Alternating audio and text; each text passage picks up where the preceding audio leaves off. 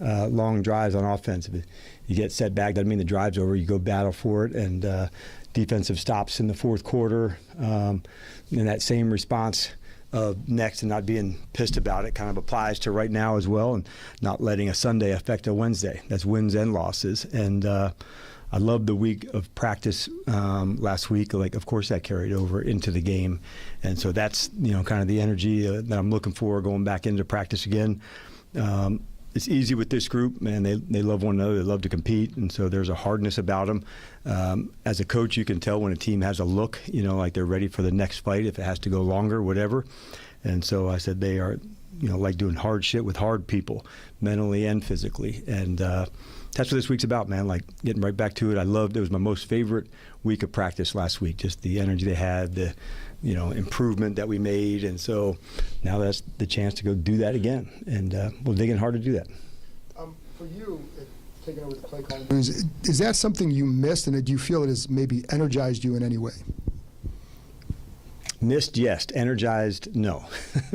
Do I like it? Yes. But I would say energized during the game for sure. I would say like the other, like 6 days and like 21 hours, no. But the game part of it is like calling is a lot of fun.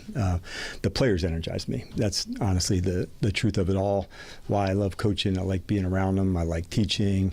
And so during the game, like I'm on the trip with them, and so riding it with them, and I want to make sure I'm giving them every chance they can to play at their best. Is it easier for you to take over that when you have, you've built a lot of what you wanted to establish, some of what you wanted here? You have guys in the offensive staff, head coaches over there. Is it easier for you to do something like that now than maybe it would have been, just coming in as that? Yeah, that's fair, John. And I think that's also accurate, because there's other things that come across that you need your time and your attention, but then you're learning the staff too. When you're a first-year coach, you're learning one another and how that routine goes. And so, like, our staff definitely grew tighter this year, and so now I'm definitely leaning in more onto others. And I think I even spoke with Nikki one other time to utilize this talented group of guys. And Joe's also been at the very front of that. We have a battle rhythm together. That was easy to get into together, and Brian and David and other guys, on the staff to do that. I definitely leaned in hard on them, which would have been harder earlier. I know in Atlanta you had Kyle Flood and Bob Sutton kind of help out with some of it. Is that setup similar to sort of what you have going with Gardy and Brian Johnson and Joe here? I say it's probably that at times. And I think that's probably true for our league in some ways, Nikki, that that's expanded, that's evolved. If you'd asked me, is it the same as it was in 25, I would say certainly not. And that's a good thing, too. Like, I enjoy the game management, where we're at, the timeouts, when to use time, when to use clock. At the end, when it works, that's a good call. When it doesn't, you're pissed. But as long as you're good with the process you went through to get there. This game had so many moments of, even at the end of the game, shot, it wasn't there, throw it out, still saves time for the field goal. Like, those were big moments. So, but yeah, Bob and others have been a part of that. But I'd say it's expanded more now. I think that's probably true in the NFL. I'm going to ask a two-parter since he does it all the time and cheats. You mentioned on the Hard Knocks that you told your team that you guys lost the game, but you didn't feel they were lost anymore. What did you mean by that? And then for the defense, where do you think they've made the biggest strides over the last couple weeks? Okay, for the first part, I would say capturing standards together. I think that's what it's about, of the battle for it. I thought, in an unusual sense, it was maybe our best group game still with a loss. So it's hard to say it was our best game because you had a loss, but I thought from a performance, if you didn't have that part, the performance side, I thought this was connected. This was a punt for field position. This was getting a stop. This was making a play. So those were things that I liked. And I saw some people playing some of their best. I like for Sainristil and Connerly. Those were two that really I thought elevated up. And that's what I want to see, like elevation and improvement. So that was the first part. And on the second part, can you repeat the second one? The defense, where does it make big strides? I think we had a ways to go, but I think playing really hard with less mistakes. I've always thought they were playing hard. And then mistakes, and here's a big play and that. So, like, I never had questioned that part of it. But having the ability to go fast as you can, but on that tightrope of making the right decisions. And so that's a big deal. And I think we're making progress in that way because I'd never questioned anybody's effort. And no, I think we're going that hard, but staying on that tightrope of less mistakes, I think that's a big deal.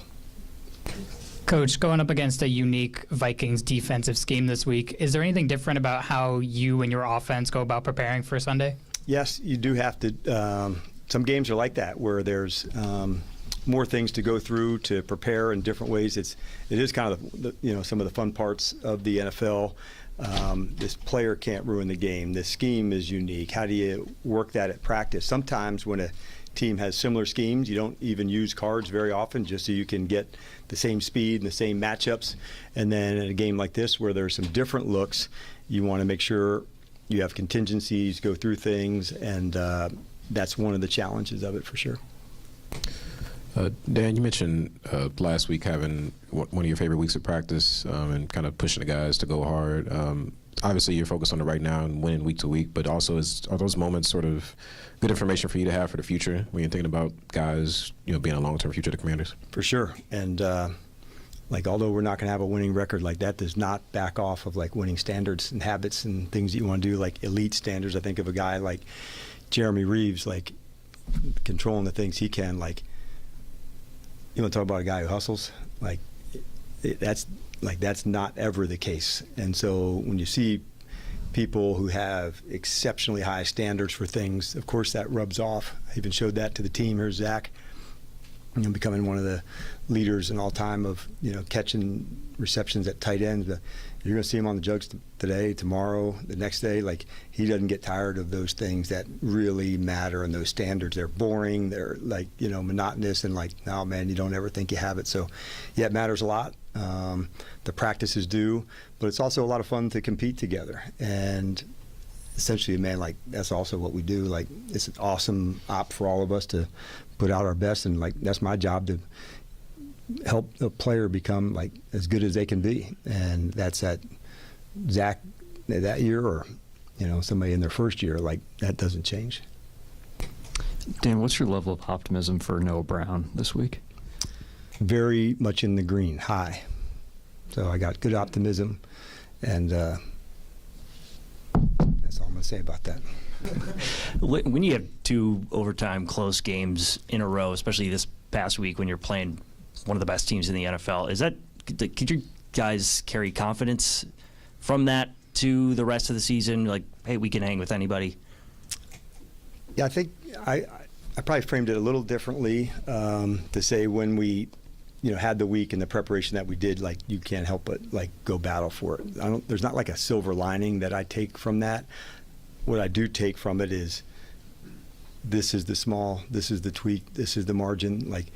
There's not a perfect game, and none of us are going to play it, but the fact that we played faster with less mistakes, that means, man, drive faster. You're closer even more. And so we're going to find those things that push us over the top. But if you have the effort and the speed like that, man, you got a lot of things that can go your way. So when I was talking about next play, it might have been a big penalty. You still got to go score, or fourth down conversion because you're in overtime and this is what you have to do. So those are moments that, yeah, you gain from that. Not as much from the final score, when you lay it out there. That's kind of part of being a competitor. You got to put it all out there and knowing that you might get your heart broke some. And that's the life we live here. And so it gets criticized, it gets celebrated, and so you just try to absolutely battle for it, and knowing that you're not going to win every game, but man, if you can throw out good games, good performances, learn from them, I can stay consistent doing that as opposed to the high and the low of it. So you get pissed, it's frustrating. What do we got to do? You have normal emotions. We're regular dudes in that way, but you do want to keep finding there's more under the tank, in the tank. So let's go get it. Hey, good afternoon, Coach. Good afternoon. When it comes to momentum and trying to stack positive performances, being able to hold that Broncos pass rush to just 2 sacks, how does that kind of help bleed into going up against this Vikings pass rush this week? Yeah, similar but different. And on the edges, I thought that was a nice job by Josh, and probably maybe his best game as a commander. And I'd kind of joked with him earlier. I said, like, look, it's hard to know like how you're improving right now. I said a year ago, man, you're fired up to play Indiana or Ohio State, and like, yeah, I can block that guy. And then now you're blocking guys every week that are like, man, this dude is really good. And all of a sudden, like, your skills keep improving. So you see that jump take place with a lot of the first and second year players, because their confidence is gaining, they're getting momentum, and so not comparing yourself to Laramie, but like, am I improving? And I think that's an important piece for a young player, and you do gain confidence in that. And our whole game sometimes is comparison, this versus this and this versus this, but sometimes like, am I improving? Am I getting better? And so I was super pumped to see him do that. It's an important part of every game, line play, run actions. I thought that helped. In our game this week, that here's a team that if you can run it and you can stay committed to it, you don't let them pin your ears back and go. And that'll be similar this week as well.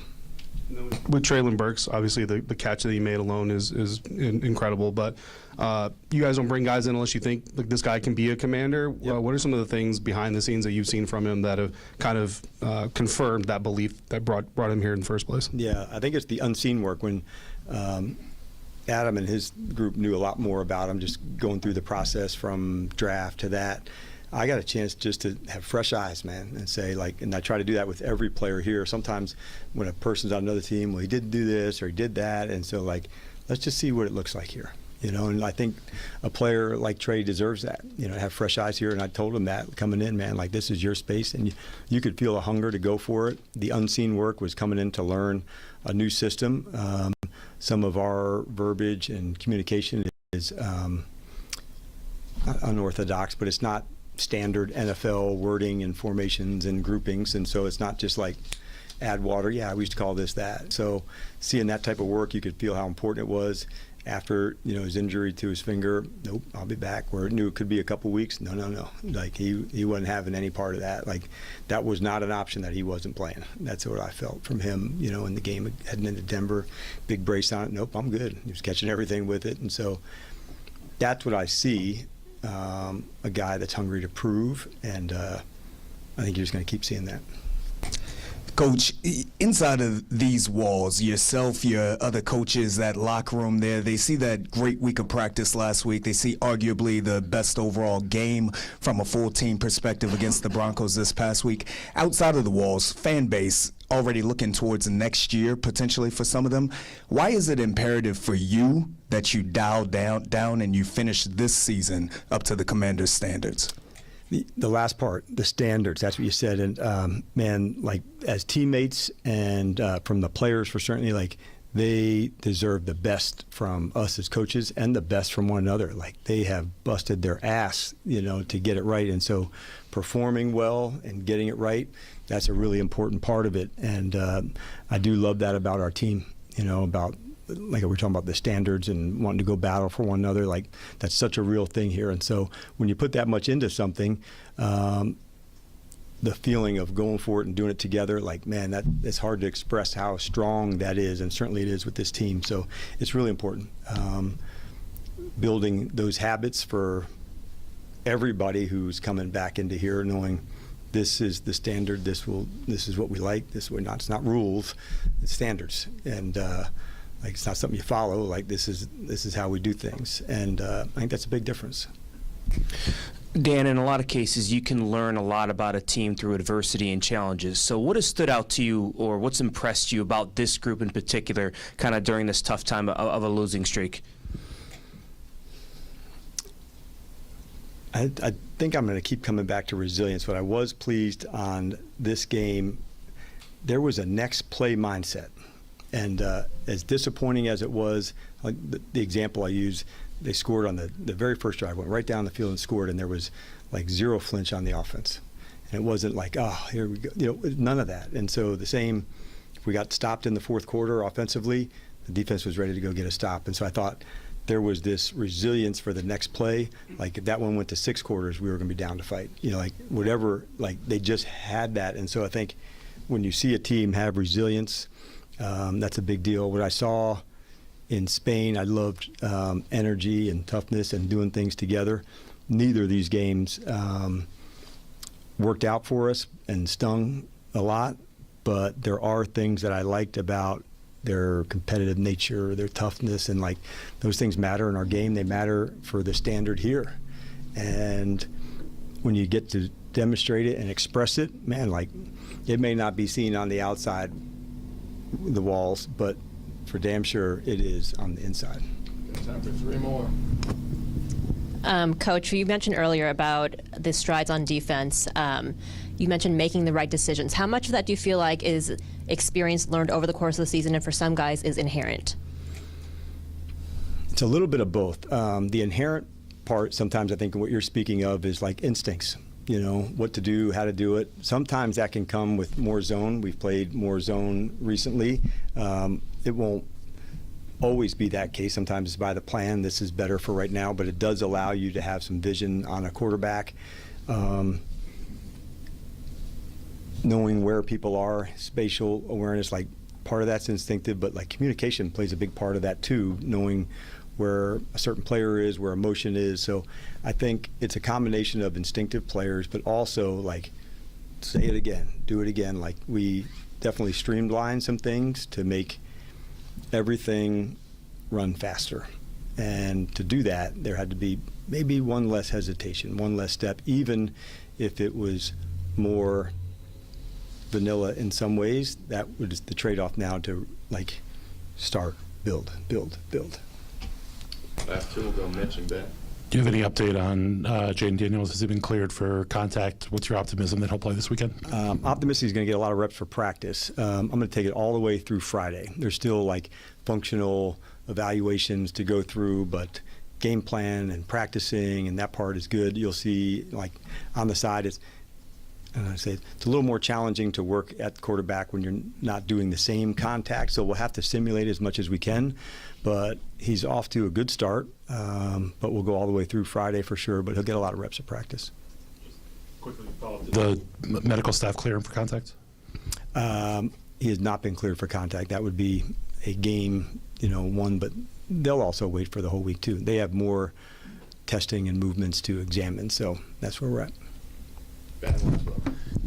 In the opening quarter, you guys passed on the long field goal, 57-yard kick there. Obviously, new kicker, new long snapper. I'm just curious, what went into that specific decision, and have you kind of determined what range you have for Jake Moody at this point? Yeah, it was definitely the former, not the latter. So it was the snapper new, kicker new, and so I thought this is not the first one I want to try, going into it. So if we could get into that spot, and I liked. Hey, this is some field position where we can go. We've got excellent special teams. If we can pin them down, we can go into that spot, and that was the thought going in. There's certain thresholds that we would try in the regular part of the game, and then obviously those extend at the end of the half or the end of the game. So had it been the end of the half, that would have been well within his spots to go. All right. Thanks, Coach. All right. See you guys.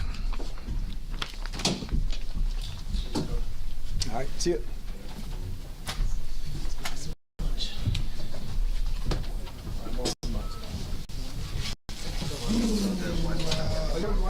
Yeah, it's not working. Okay, all right. They must have changed the password. No, it's just, I've got the password. It's just Which one? It's